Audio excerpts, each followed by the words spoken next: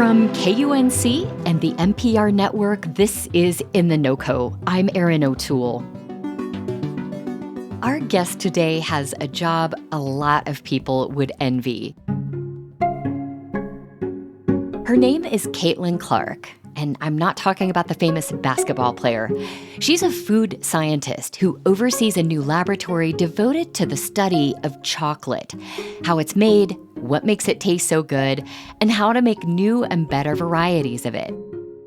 She and her team, based at the Colorado State University Food Innovation Center in Denver, work to dream up new confections that will hopefully end up on grocery store shelves or maybe in your box of Valentine's Day chocolates. Kate talked to me about her work in the new laboratory and how her expertise in fermentation helped pave the way for her to become a chocolate researcher. Chocolate's a fermented food. Not a lot of people know that. No, I mean, that kind of surprised me when I read that because I think I associate fermented foods with, sour things, sauerkraut, kimchi, but okay, we'll have to dive more into that. Could you briefly explain how fermentation works in chocolate and what does it do for the finished product? Yeah, so when the fruit of the cacao tree is harvested, you kind of scoop the middle of it out into these boxes, and it's all juicy, and it starts to ferment because it's full of sugar. So fermentation happens when microorganisms convert something in their environment, often sugar, into something else. So in the case of chocolate, they're converting the sugars in the pulp of the fruit into alcohol and then later into acids. And then those acids kind of seep into the seed, which we call the bean, and create a lot of changes in it. And those changes turn it into something that we can make into chocolate. If the fermentation didn't happen, it would never taste like chocolate. So what then made you start a laboratory to study chocolate? There's just so much science in chocolate. There's so much to study, and there's a lot that we don't know. What I really want to do with my laboratory is use it as a teaching laboratory, because I think there's a lot of science that you can teach. So there's a lot that I want to learn, but even more than that, I think I'd really like to get students involved. Engineering, chemistry, physics, and of course, food science too. Right. No, you officially launched the lab a little over a month ago.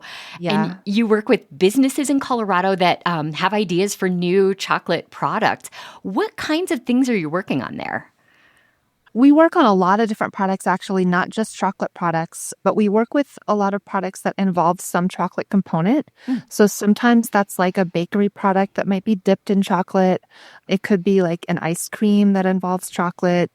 We work with a lot of bars, and maybe the chocolate is like the binder in the bars. Okay. Oh, so like a protein bar that comes exactly, for example. Okay. Yeah. To make it even more delicious. Right. So what is the last chocolate project you worked on, in the lab that excited you? I'm working on kind of a cool thing right now with the texture of ganache filling and truffles. Now I'm craving truffles. Thank you. And can you say more about what makes your work science rather than just in the realm of a culinary school? Yeah, with chocolate, there's so much to keep in mind when you're working with it in terms of like its flow properties and the crystallization of the fats and how temperature affects the rheology, for example, like how it pours and its texture. So it's chemistry, but it's also all of these other sciences that play a role in the outcome of the product. I had no idea. Yeah. So, Kate, what does the science say about why chocolate is so absolutely irresistible? Well, probably because it's full of sugar and fat. Right. But there are some compounds in chocolate that some research suggests humans find pretty irresistible. And the main one is called theobromine. It's a methylxanthine that's related to caffeine, but it has a different kind of stimulating effect that in some people's bodies can create kind of an addictive feeling. So when we feel like this is a mood lifter, that's not just our imagination. Not at all. It definitely is a mood lifter. Yeah. And for some people, it feels so good that they can't stay away from it. Well, I mean, we often kind of joke about chocolate being addictive. Is that true? What have you learned about that? Yeah, it's not exactly addictive, not in the same way. Like I wouldn't use the word addictive as a scientist, but it is pretty hard to stay away from. So it's partially just because of that fat to sugar ratio. It's partially because of the theobromine, but it's also partially just because of how flavorful and complex of a food it is.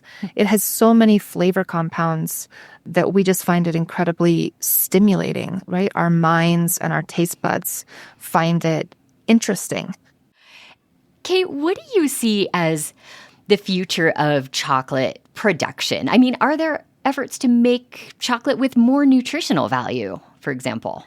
There definitely are. Yeah, there are people who are making chocolate with an increased fiber content. There are people who are making high protein chocolate. There are people who are enriching chocolate with minerals and supplement compounds, even with probiotics. Yes. So maybe I don't have to eat anything but chocolate in the future. That's right. Exactly. It's like Soylent Green, except tasty. I wonder, Kate, do you have a story about using chocolate to get someone more interested in science?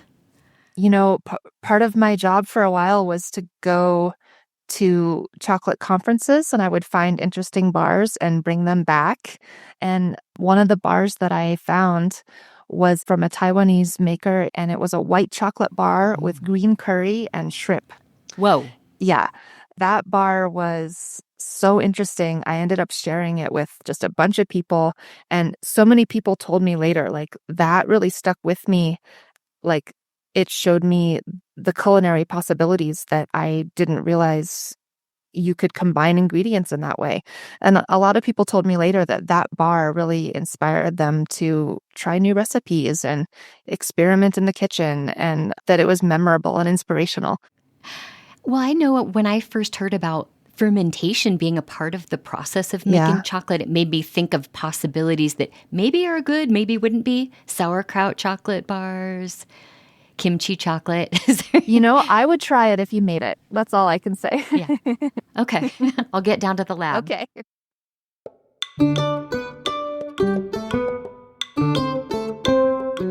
Caitlin Clark has the best job in the world. She's a senior food scientist with CSU's new chocolate laboratory at the school's Food Innovation Center in Denver.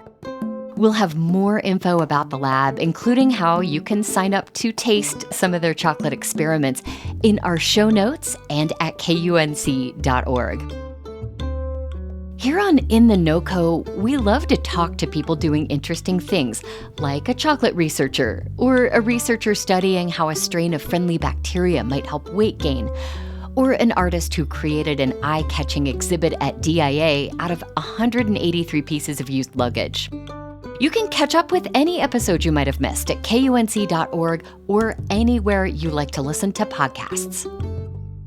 That's it today for In The NoCo. I'm Erin O'Toole. Thanks so much for listening.